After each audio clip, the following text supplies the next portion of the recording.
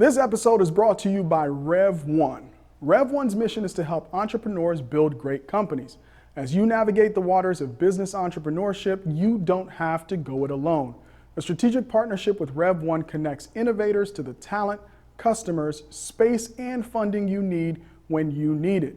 Get started with Rev1 Startup Studio by visiting rev1ventures.com to learn more. Again, the website is rev1ventures.com. Support for the 614 Startups podcast comes from Nationwide. Nationwide's mission is to protect people, businesses, and futures with extraordinary care.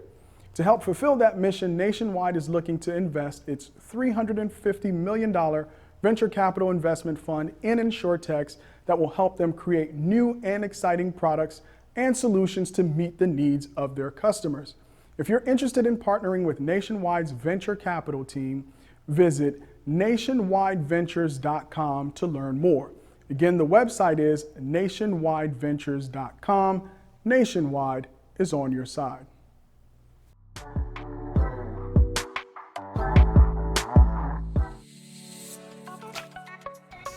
"614 Startups Nation," welcome to another very special episode of the 614 Startups podcast. Now, guys, we have a real estate entrepreneur on the show. I don't talk about real estate very often. Always interested in real estate though, but I have my special guest, Jay Harkrider of Foxen, to give us some insight into his company and the real estate industry as a whole. Jay, welcome to the show. Yeah, thank you very much for having me. All right, man, let's jump right into it. I'm excited to have you. I want to talk real estate with you, but this story started somewhere. Yep. So why don't you share a bit about your personal background? Sure. I'm local, grew up in Dublin, Ohio. When I graduated, went to Miami University in Oxford, Ohio. At that time in college, actually met a couple of my now business partners while I was in Oxford. And there's four of us, which you'll learn later. In total, I've had a history with all of them. One was a very good friend of mine from elementary school, and the other two were roommates of mine in college at Miami. At that time, was in the entrepreneurship program, which interestingly, entrepreneurship has clearly grown as far as the educational aspects of entrepreneurship over the last 10 to 15 years. At the time, I believe Miami was one of the few entrepreneurship programs in the country. Now they're all over the place.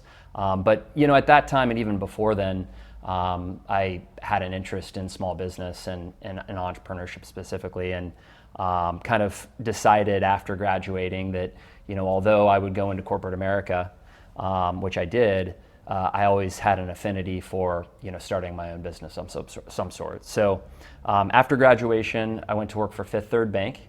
Was in a rotational program in their commercial lending department, but quickly realized that commercial real estate was an interest of mine at the time. Downtown Columbus was not all that impressive. There were not very many apartments in downtown Columbus. But in the early 2000s, there was a big push. There was a lot of condos that were being developed, as well as some apartment communities. There was a push by Mayor Coleman at the time to get a lot more occupancy downtown, which he believed would drive other businesses, healthy retail, things like that. So I was at Fifth Third lending, working with various developers in town, and quickly realized that it was something that I wanted to potentially focus on. Now, is that a case of the grass is always greener? You're like on the commercial side, you're helping them find loans or qualify for loans. You're like, right. What's going on the development side? Is that kind of where the attraction started, or what was it that made you start to look at what they were doing and found it interesting? Yeah, I mean, a lot of people say debt and equity side. I was on the debt side, so I was, of course, and I was an underling at the time. I was, underwriting, the most junior guy on the team. But I thought what was really cool about, that role for me, and probably wouldn't be where I am if I didn't take that, was that I got exposure to so many different people.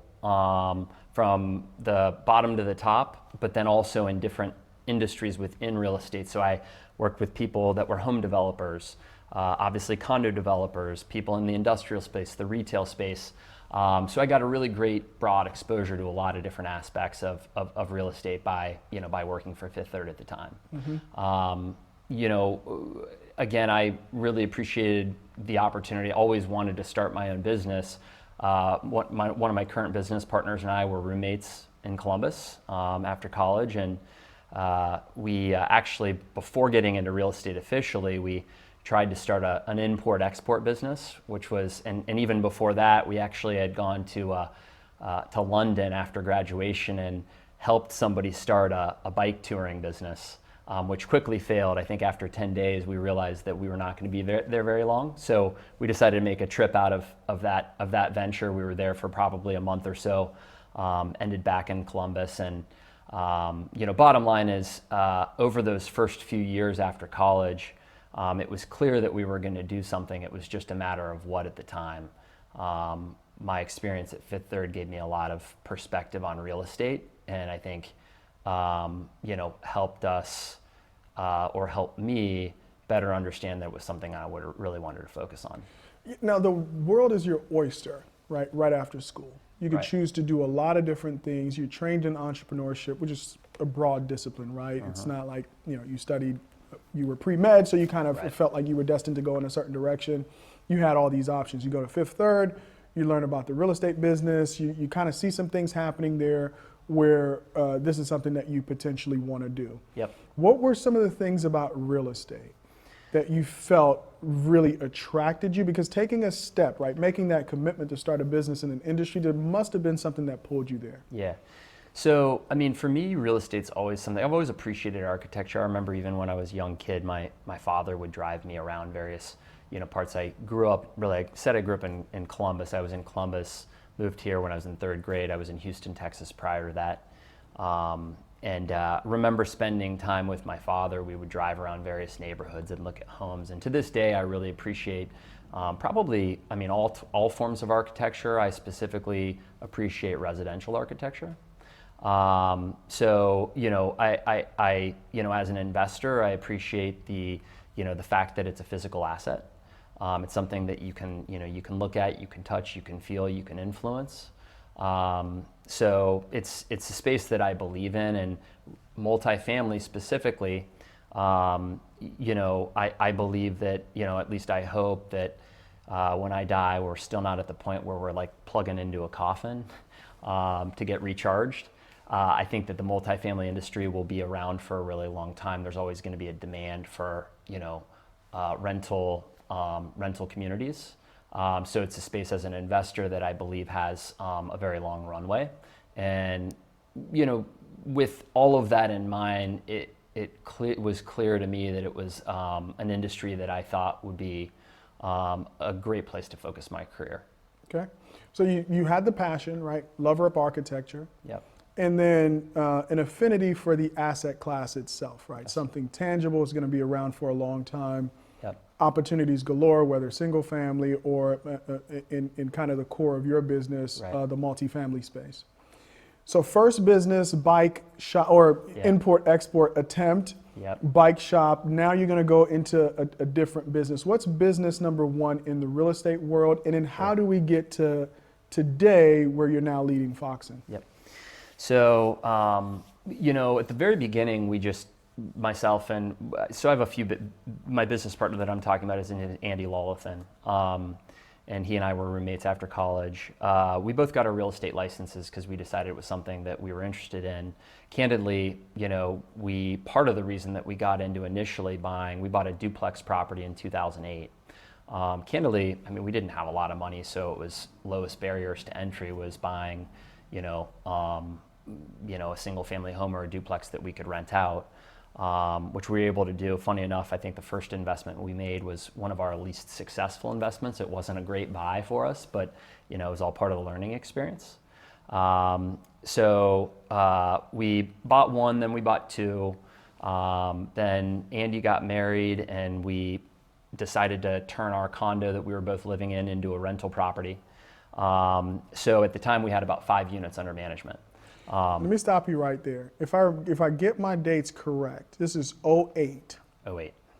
So you miss the Great Recession. So you start investing on the downside, right? Or when do you buy that Yep. first property? So we bought the first property, I believe, January of 2008. We actually bought right before, and I think it was right around that time that the Great Recession hit. So you bought at the top. We bought the first property at the top, and we bought our condo at the top. We bought our condo in 2005, a couple years before we started to get into the rental property business. And then we basically hunkered down like everybody did for a while. But we began to look at I started to think about how we weren't getting any younger. And we believed that there could be a really great buying opportunity because of how depressed the market was due to the Great Recession. Probably to the concern of our parents, in April of 2009, Huntington, which I had actually pivoted from Fifth Third to Huntington for a very, very short amount of time right before the recession hit, got moved to what they call special assets division. At that time we began to talk about trying to do our own thing. So they had announced that they were going to lay off 500 or so, 300 people. I kind of raised my hand and said, hey, I might be a good person to cut if I could, possibly get a little bit of a, some sort of, package to help me get started with whatever's next. You had a plan. Correct, I did. It didn't work out. You don't They raise didn't your cut hand me. without a plan. Right. So it was very strategic decision making. It was, Okay. and they didn't I thought go you for were it. going to give me the superhero story, like you threw yourself in front of Right. a colleague. No, Right. you had a very specific strategy We had a plan. for that. We had a plan, Okay, all right, and they all didn't right. I go got for you. it. I think they didn't go for it because I was the cheap guy, like the young guy that didn't cost that much. So ultimately, about a month later, decided to resign. At the time, we still had just 5 units under management. Our business plan was we would build a property management company that would keep the lights on. In theory, that would generate, revenue on a monthly basis based on the management fees. And then we would also begin to invest in, originally it was brokerage and investment. We quickly decided it was going to be investment. So we would start to buy, the same kind of product that we were used to, or the first few duplexes. We bought duplexes, single family homes, 4-unit buildings, that type of product. And we would also represent, individual investors that just wanted to do things on their own. So it's kind of two sides. You have the acquisition side, which is generating kind of one-time transactional fees. And then you have the property management side that's generating kind of consistent monthly revenue. And then of course you have whatever your investment, income is from those rental properties. So We're gonna break that down a little bit because there's a lot that you said there. Yep. So you bought your condo and your first property at the top.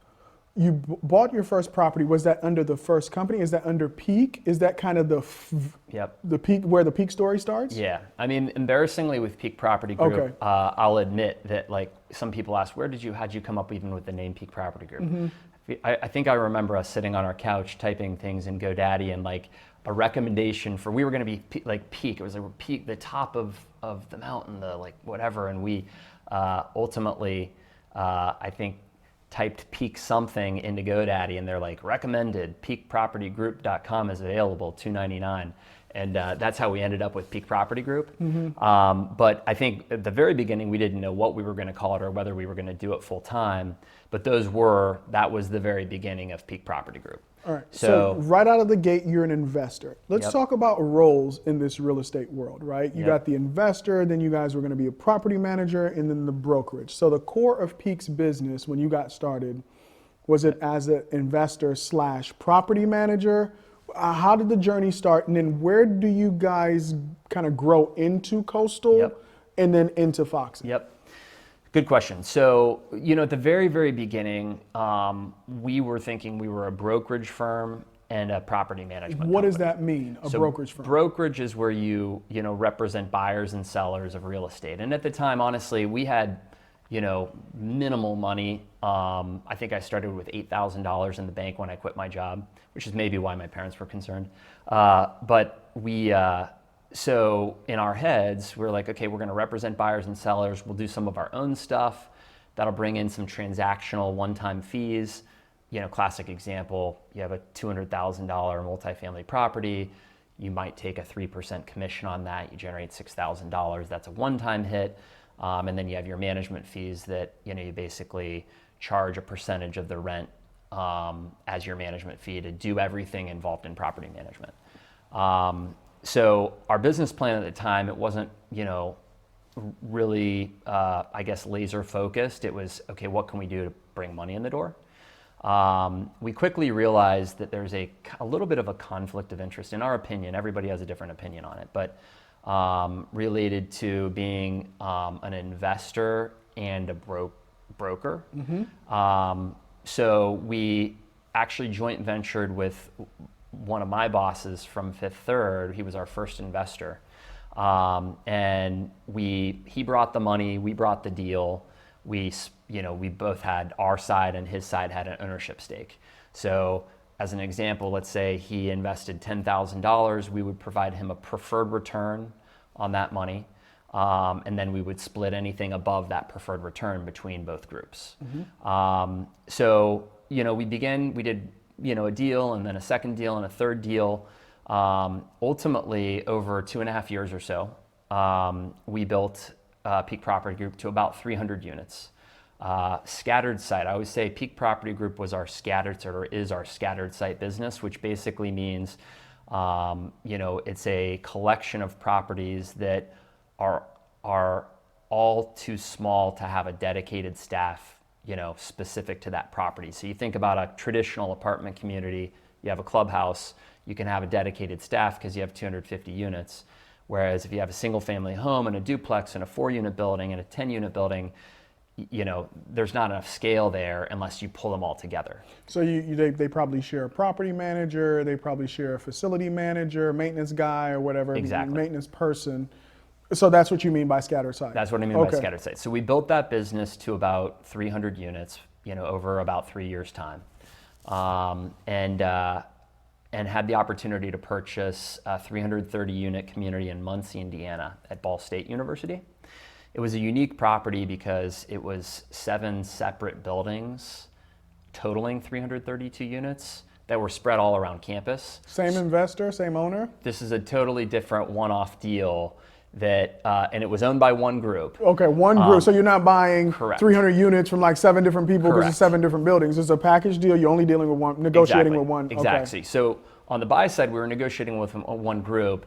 The challenge for us was finding somebody, a capital partner that would believe in this, these two guys that, had a 250, 300 unit scattered site portfolio in Columbus, Ohio, believed that they had the ability to actually execute and do a good job.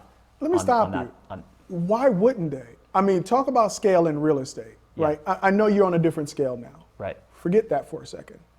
For what you had already built, just being quote unquote 2 guys. Right.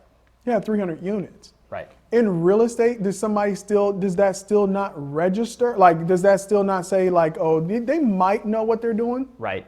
I think it's, in my opinion, there might be people view it as a difference between like, okay, if you're local, you're in Columbus, like if it's in your backyard, people feel a lot more comfortable that you're always going to be there. The management day to day is a little more manageable, for lack of a better word, because you're able to live it. Whereas like all of a sudden when you take the leap, buying something 200 miles away, I think that there's probably a little bit of concern there. There's also a different expectation related to reporting, both on the lending side, the financial side, as well as the investor side. When you're reporting, institutional grade reporting, it requires different skill set, different software, things like that, I think that an investor group could potentially be, a little wary of when they're looking at investing with a group that, has never done a deal versus a lot of groups out there that have a proven long track record. Gotcha. Okay. Right. So they're looking at you like 300 units, whatever. This is Muncie, Indiana. We don't know who you guys are, but hey, here's the deal. We're willing to talk to you about it. So what happens there? So we were able to ultimately get that group comfortable with us, and a little bit of it is them giving us a shot and maybe believing in our passion for what we were doing, and One more question for clarification. Sure. Are you looking to acquire or are you looking to manage? We were looking to acquire and manage. Okay, all right. Yeah. So they were gonna be partners with you in this. They just needed to make sure you were the right person. Correct. Okay. So typically within the deals we do both on Peak and Coastal is it's called a joint venture, where usually you have a party that is bringing the money and then a party that's bringing, I think what makes us honestly interesting and unique is that we bring usually the ability to we bring the deal to them, like, hey, this is a good deal, we believe in this investment for all these reasons, but then we also bring the management platform. And I think that that's one reason that we've been successful, is because we're able to go behind the curtain and not just tell people what we think probably will happen, but have real world experience in actually executing. We're executing the business plan, because typically the property management company is responsible for that. The fact that we have that has been a real huge value add to us. All right, well, I want to know how this Muncie, Indiana story ends, but first we have to take a break. All right, so guys, don't go away. We're going to talk about how we go from Peak to Coastal Ridge with this Muncie, Indiana deal, but we have to pay some bills, so we'll be right back. Support for the 614 Startups podcast comes from Book and Street. Book and Street provides finance and accounting solutions for startups in the Midwest and beyond. From strategic financial support to bookkeeping and everything in between, they've got your back office covered. Let their experienced team of finance and accounting professionals help your startup get it right from the start. Learn more at bookandstreet.com and set up your free 30-minute consultation with their team today. Hey, welcome back. I have my special guest, Jay Harkrider, and he's right in the middle of the story of Coastal Ridge. So we're going to pick up where we left off. Jay, you're negotiating this deal. Pivotal moment in kind of your entrepreneurship journey. What happens next? Yeah. So, fortunate for us, the group that we had identified, we talked to a number of groups. They believed in us. They gave us a shot. Like I said, I think it was probably primarily because of the passion that we had for what we were doing and the belief that we could do a great job. And we're very we focus on transparency, and so I think that they saw that as well. So we were ultimately able to close Muncie, Indiana shortly thereafter, pick up a third-party management assignment with a large institutional group out of Chicago. That assignment was in Santa Barbara, California, of all places. So at that point, we're spanning the country. And right around that time, we began to talk to, because we were working on larger deals, like I always say, Peak is more of our scattered site, Coastal is more of our institutional, requires more capital raising. And more infrastructure, candidly. So right around that time, we identified two other partners of ours now that we felt would add a lot to our businesses. Ben Texler has been a friend of mine since I was a little kid, I think in elementary school, and brought a lot of perspective and skill set related to the operational execution of our business. Patrick McBride was a roommate of myself and Andy's in college. So he was actually in the private equity space around the same time we were starting Peak. And we collaborated. He was partly involved in our Muncie deal. And then we began to collaborate and were able to execute a couple more additional acquisitions between the four of us. And decided amongst us that, hey, you know what, we're kind of onto something. We've done 3-4 deals together. Feels right. We trust each other. We have really good momentum, and we decided to formalize Coastal Ridge at that time. So as we, so over, call it 5 or 6 years, we were able to first start student housing focused, but then also pivot to a little bit of conventional real estate, conventional multifamily. At this point, I believe we're maybe 75% conventional, 25% student housing. But over the last 7 or 8 years, we've scaled Coastal Ridge to a good-sized institutional firm. I think we're about 30,000 units, a little more than 30,000 units. Just crested $3 billion in assets under management. So it's we have a management division, a capital markets division, which is essentially the group that finds capital and finds the acquisition opportunities for us. An asset management division that's focused on overseeing the investments and making sure that we execute on our business plans.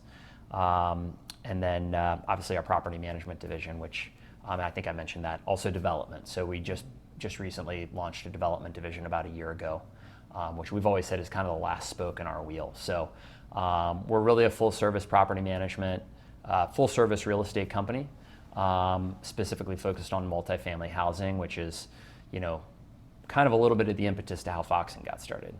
Okay. All right. So I got to back up a little bit. Yep. Right. So start out with 2 people.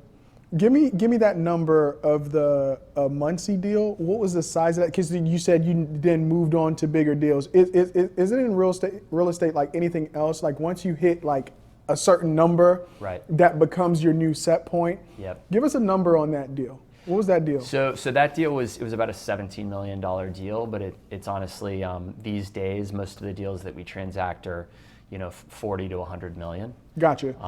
And the truth is, and it's the reason we got into the business, although it's maybe a little more technical, the execution is kind of the same, and it's the same blocking and tackling no matter what you're doing. Yeah. What was the celebration like at 17 million? You have to be pinching yourself at that point. We usually, especially more in the past, last couple of years have been weird, but we absolutely had a closing dinner, which were a lot more fun when we were a little younger than they are now. Mm-hmm. But and then for us, honestly, it was really back to work. Like we knew. I mean, I always say fake it till you make it, and like maybe it's the reality of starting a business. You have to be okay with imperfection if you want to start a business, because it's not going to be perfect at the start, and you got to be a jack of all trades because you can't afford to hire specialists for every aspect of the business. And so for us, we had a lot to learn, and we knew it. So we were putting in long hours trying to figure things out as we went. But certainly it was an exciting moment in our career. Yeah. So I can count, as you were explaining, what Coastal Ridge does, like 4 divisions, yep. right? 4 divisions. Yeah. Okay. So I'm accurate on that because yep. you were rattling them off. But Foxen feels very much like a solution to a problem that obviously probably arose out of all the work that you were doing at Coastal Ridge. Right. So why start a new company? Why not just add another division? And then let's talk about the problem that Foxen is solving. Sure. So Foxen, was a company that was launched, and at the time we didn't really anticipate or plan to launch a new business. We were really solving a problem for Coastal Ridge. We had been approached a handful of times by insurance companies, and had been pitched on the idea of establishing what's called a captive insurance company. And it's essentially self-insurance for something. But we never had the scale to really, there wasn't anything that we could think of until we started to talk about renter's insurance, as far as offering any opportunity for us to do a captive for anything other than that. So ultimately we decided to launch one and offer a renter's insurance solution. We looked at our portfolio at the time. I think we had 14,000 paying residents that were paying a State Farm or Progressive $15 to $25 a month for renter's insurance. And we're like, you know what, we should offer an in-house solution. We began to interview administrators because we never contemplated administering a program like that on our own. And we quickly realized a couple things. Number one, we realized that primarily the two were there was no group out there that understood property management, and they didn't understand that property managers don't have the time to focus on renters insurance. They're focused on signing leases and managing their current customers. And number two, I always say it's a dirty secret in the property management industry that everybody requires renters insurance, but no one has a good way to manage the compliance of renters insurance. And so we actually saw that play out when at Coastal Ridge. When you say no one, no owner of properties or managers of properties, they're unable to monitor compliance. Okay. Yeah, almost all don't do it. And because it's very challenging. If you think about Coastal Ridge today, we have 30,000 individual residents that have a policy from any multitude of insurance firms. Those policies a lot of times look different. They have different coverage limits. There can be cancellations throughout the lease term that the property manager in theory is supposed to keep track of. Very, very challenging. And we actually saw that as an issue for us. We actually saw that play out. We had a customer, a resident that moved into an apartment community, provided a certificate of insurance that was valid at move-in. 4 months later, there was a kitchen fire, and ultimately it was a $250,000 loss. A lot of companies in our business have a deductible, let's say it's around $100,000 on average. So when we went to that insurance policy to try to collect and realized that the person had they were canceled for non-payment, we're like, wow, this creates a real problem for us. We have an obligation as the fiduciary of this investment to make sure that this person has renter's insurance. Otherwise, us or our investors are going to have to pay that deductible. So it's a very serious, real thing. Because when we were interviewing these administrators, we realized no one was able to do it. We're like, okay, we just need to do it on our own. And so we solved a problem specifically for coastal with no intention of commercializing the solution until our broker, Marsh, which is a large, I think international brokerage firm, they kind of came to us and said, hey, we think you're solving for a solution in the industry, and we think you have a really good program. We would suggest that you commercialize it. And that was kind of our aha moment that, hey, we need to take this a little further than just Coastal Ridge. All right, so let's dig into the value proposition for Foxen. Yep. Are you are you the insurer at Foxen and the compliance management tool, or are you just the compliance management tool that you're offering to other property management groups? Either or both. Okay. Yeah. So for groups that have their own program, for larger groups, we will manage the compliance for them. For smaller groups, we're able to provide that. We'll be able to be the insurer as well as provide the compliance. All right, so I got to challenge you a little bit because you said the insurance companies know nothing about property management. You're a property management group. What do you know about insurance? What do you know about risk? What do you know about pricing risk? Right, so that's where we rely on so we have what we call a captive manager that essentially we run everything through the regulators and our broker to make sure that, number one, like actuarial risk, things like that, is all managed through them. For me, my primary focus, Foxen's primary focus is we're not making decisions on the risk, we're making decisions on the compliance tool. So our value proposition is truly the compliance tool. The insurance kind of comes secondary. Okay. All right. Yep. So you're leaning on partners to fill in the gaps where it might not necessarily be a core in-house correct guidance, like capability. I know what right. I don't know, and the reality is, and I've the entire time said I'm not an insurance professional or didn't know about it at the time. I know a lot more now than I did then. So we rely on our partners to make sure that on the insurance side, their expertise when it comes to that. All right, so we're going to dig into the secret sauce. Yep. So nobody can do it. You guys somehow figured out how to do it. Or was it nobody wanted to do it, you guys decided to do it, and you're off to the races, right? Is there a special sauce here, or is it the first person to the finish line? What's your competitive advantage here? Yeah. So I believe that obviously within the real estate space, the multifamily space, not to say that there aren't other groups that could do it, but we began to focus on a kind of an obscure issue, but it was a real problem. And I always say we're able to go behind the curtain because of Coastal Ridge. We get perspective from property managers, from residents, from regional managers, various people on what works and what doesn't work, or what might work versus what they're doing today. So I think that we're able to kind of like I say, go behind the curtain a little bit and provide solve for challenges based on a deep understanding of the operational aspects of real estate, which is why we're successful today. All right. So when we come back, we're going to talk about go-to-market strategy. I think your unfair advantage is, one, you could peek behind the curtain, but you get a whole bunch of users on day one. Right. Right. Because this is a problem that you're solving for yourself. There's Yep. instant validation in some ways. Yep. And the market loves validation. So stay tuned. We're going to dig in a little bit more into Foxen and about how Jay and his team over at Foxen intends to scale their product with other providers in the industry. We'll be right back. Support for the 614 Startups podcast comes from Bernstein Private Wealth Management's Columbus-based team of professional advisors.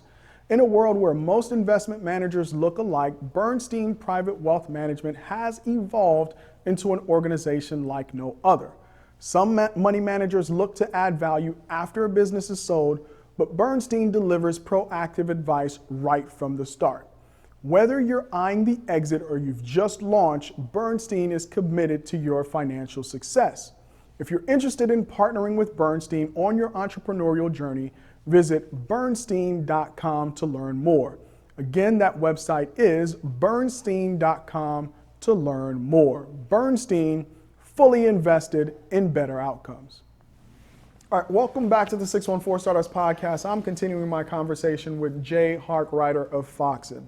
All right, Jay, so you're solving a problem, right? Clearly a problem that you had. Now you have to go to market, right? And you have to, again, start to build those relationships, probably relationships that exist because people play in the same industry. But what are you finding now as you're going out to talk to customers about your product? What's their feedback? And what is it like for customer acquisition at this point for Foxen? Yeah, so, I think that at the very beginning, we didn't have a formalized sales strategy by any means. We, kind of talked to some peer groups. I think what we quickly realized is that, and it's the reason it's a problem, it's not that exciting. People aren't that excited to kind of solve for this renter's insurance compliance issue. Until an accident happens. And so that's within our kind of sales pitch is, we highlight a couple things. We highlight that number one, we kind of say it's a no-brainer for multiple reasons. Number one, it eliminates risk at the site level. So, we've designed every tool, every product as we move forward. Is it's got to save time. It's got to be extremely low friction at the site level, property management level. So it saves time from a task that they should be doing, even though a lot of times they're not. Number two, it mitigates risk. Like I talked about in that example, if you can have everybody, whether they're a third-party policy or have a program through Foxen, ensuring 100% compliance of renter's insurance is extremely impactful for the owner of the property. It significantly mitigates risk. Number three, there's an opportunity for our partners, our the property management firms, to generate a little bit of additional revenue that they're able to take off of that offering. So it's kind of a win-win-win from that standpoint. So we highlight that, of course, but it takes a lot of effort for us to win over customers because, again, it's property management companies are extremely busy and they're focused a lot of times on maybe shinier things than renter's insurance compliance. What we have noticed as we've grown, because we've scaled from no customers to over 40 unique customers over the last year and a half, is that the stickiness of the relationship is very sticky, for lack of a better word. And that's because property management companies, from an operational standpoint, there's a lot of work that goes into integrating solutions. We make it as seamless as possible. But once they've done that and they've integrated throughout their portfolio, which could be 50 properties across the country, or just 10, our kind of customers are ranged from 1,000 units to 40,000 units. But we find that it's a very sticky relationship once they've done the work to integrate with Foxen. In addition to the fact that I believe we're a very customer service focused group and we do a really, really good job. Now, are you guys plugging into their property management systems? Are there easy APIs out there? Or because nobody was thinking about renter's insurance compliance, you guys are having to work with their, I don't know what you call it, in healthcare we call it EMR, like their property management software to even integrate. What does that integration process look like for a solution that hasn't existed in an industry before? Right. So most of the large property management firms have API integration opportunity. So we have full integration, fully integrated with all the, all of our customers' property management software, so that we're able to manage the program without requiring them to do anything outside of the software that they're used to using on a daily basis. That was really important to us because we felt like, although we do have a portal that our customers can log into, we know that people don't want another portal to log into. So we make sure and have focused on seamless integration. And again, efficiency as far as the work, our training even to property managers, because their time is valuable, and I know that because I've been in the space for so long, we try to make it as short and simple as possible. The reality is they are doing less by using our solution, and so we're more educating them on what it is so that they can answer questions if they're, if questions come from residents, versus actually having to train them on anything, which... So I think that's a double dilemma, right? So you integrate smoothly, and then you run it on day one. Right. How are you verifying that they're in compliance? Because you now have to, one is integrating with your customer. Yep. You get all of this data on who they submitted as their provider. Yep. How do you verify on an ongoing basis, basically in real time, right, who's compliant and who's not? Right. So we have a portal where we have an image of their third party. They're either, if they're in our program, they're in our program. For those that have a third party policy, we image that policy, and we store that policy. We also have one of the required criteria is we're included as a notification party.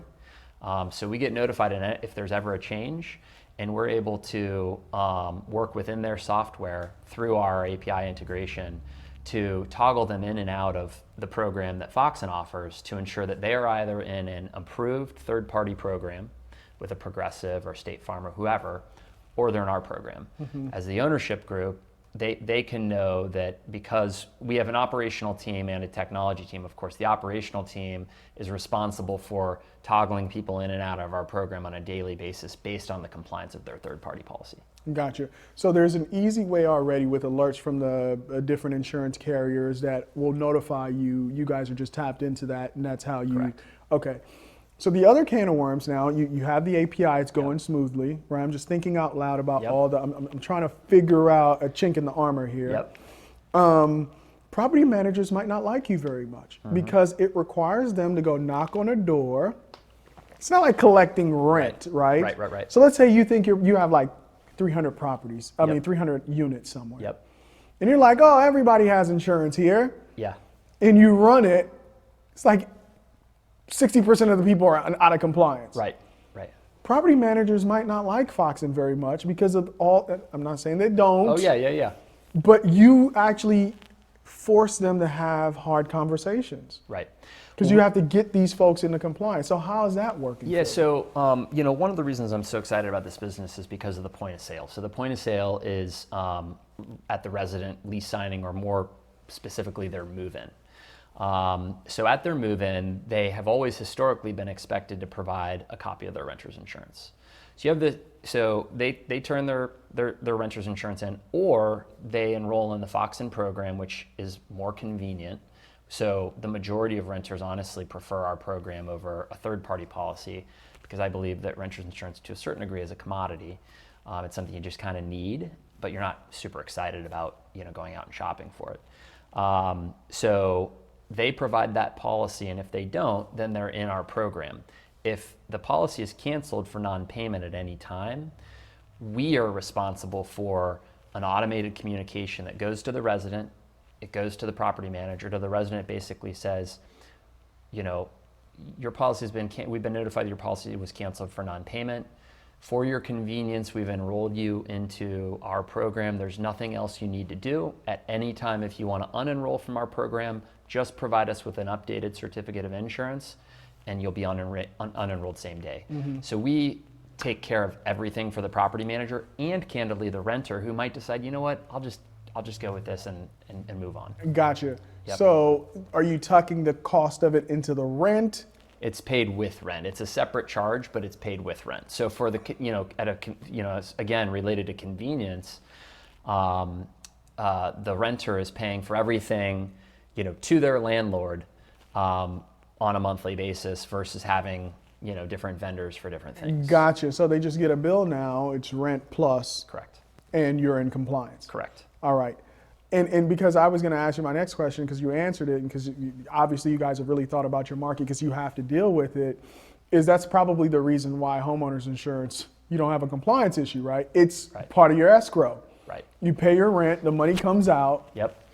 And mortgage companies really never have to think about homeowners insurance because as long as you're paying your rent, you're covered. Correct. Or your mortgage, excuse me. Correct. And and that kind of brings us to our next product, Mm-hmm. which like I said, related to point of sale.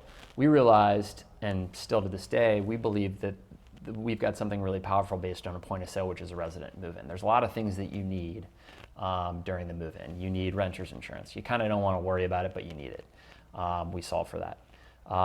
You probably wouldn't mind not paying a security deposit. We're working on solving that.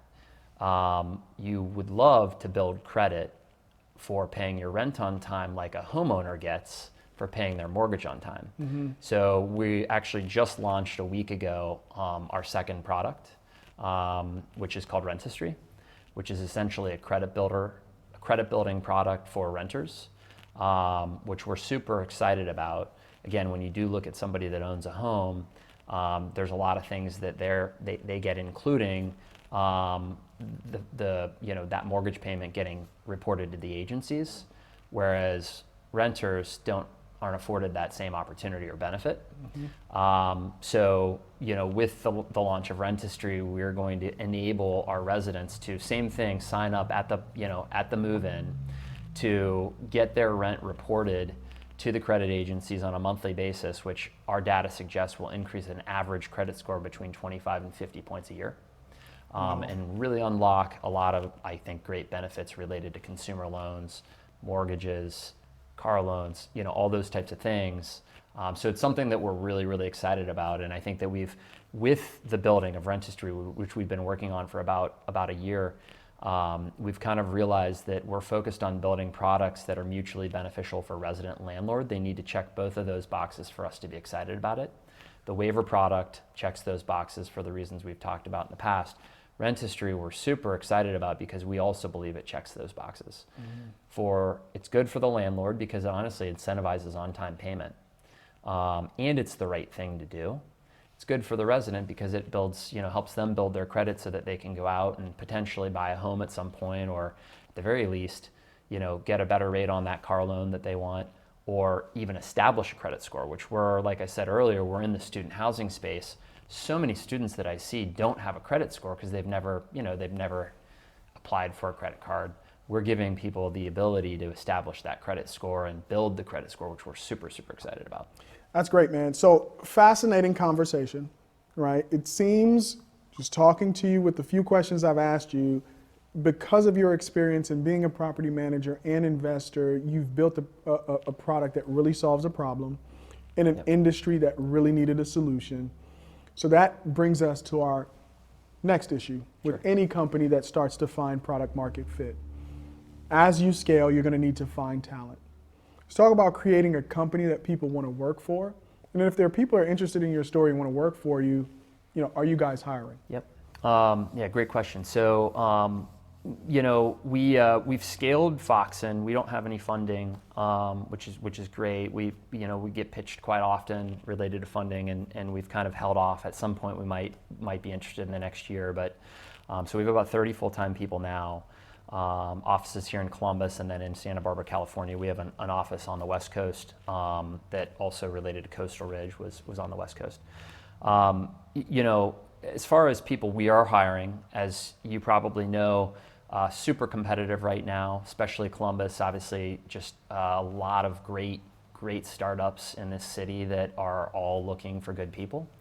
I believe that people enjoy working at Foxen because number one, we're already up and running, so people can, have confidence that there's an opportunity. I just was talking to a group of our operational people today, a lot of them on the kind of more entry level side, about, all the different positions that we're going to be creating over the next 12 months. And I know one of my jobs is to open up doors for people. I think that one of the things that people appreciate about the companies that we've started, both, Peak, Coastal, and Foxen, is that I always say, regardless of how large the company becomes, I always want to maintain an entrepreneurial spirit about what we do. I believe that everybody brings new, different perspectives, opinions, experiences to the table. And I always welcome those and ask for those so that we can continue to adjust how we think the things that we do, make improvements based on, all those valid and extremely valuable perspectives that those people are bringing to the table for us. So I think that it's a very entrepreneurial, firm that we can take really, really far. We also, I think, have a lot of fun. Yeah, and not to mention, I mean, folks are looking for companies with great cultures, where they're heard, where they feel like they have growth opportunities, but also where they could make a difference. Right. I think that second product that you're talking about with Rentistry, Yep. and really helping people establish credit, and I would be fascinated about the implications for second chance renters, just like Yep. how you have a lot of companies that are focused on giving folks a second chance after they for some reason have had to go to prison or something, and they're looking for job opportunities. We had another guest with another company who's really focused on that. Yep. Harley Blakeman of Honest Jobs. I think Rentistry has a very, very important mission component. It does. That's super important to attracting talent as well. So Jay, thank you so much for your time. This has been great. Hopefully we'll have you on again. Maybe next time we dig into Rentistry a little bit more, because it has a little bit more track time. Yep. And we have more to talk about. But thank you so much for joining us on this episode. Thank you very much. It's been great. All right. Hey, folks, that's a wrap. I hope you enjoyed this episode. I hope you share it with your friends. Very important conversation and another great company being built here in Columbus. Until next time, peace.